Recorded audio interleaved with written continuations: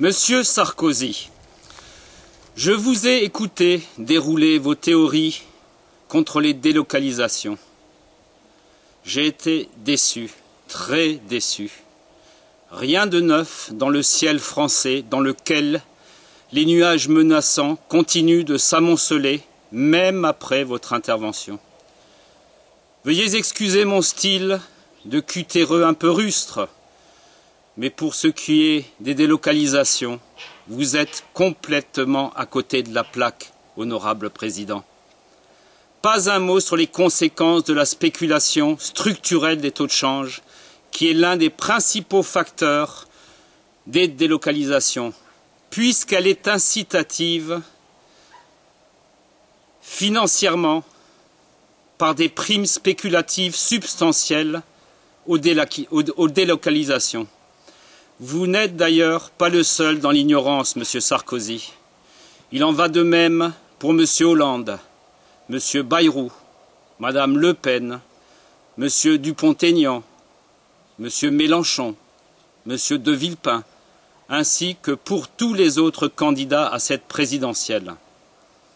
Un président candidat ou des candidats à la présidence qui ne comprennent pas les causes de la crise de l'euro, et notamment les raisons factuelles des délocalisations d'entreprises dans la zone dollar, ne méritent pas de présider à la destinée d'un pays comme la France. Mesdames et messieurs les candidats et monsieur le président candidat, avez-vous des circonstances atténuantes pour ne pas comprendre ce qu'est la spéculation structurelle des taux de change? Je réponds non.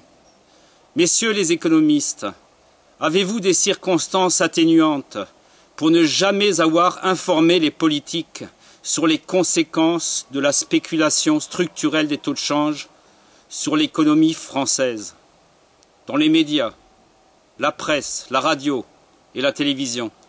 Je réponds non.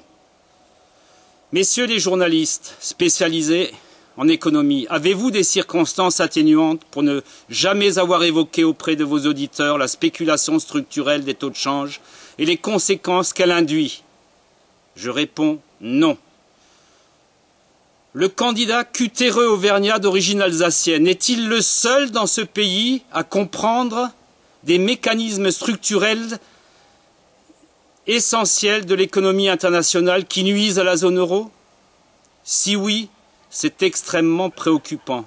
Cela est même inquiétant.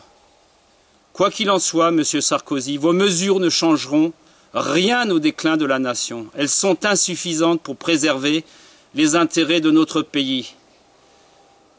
Il ne reste donc plus qu'une solution. Il faut impérativement vous battre à cette élection.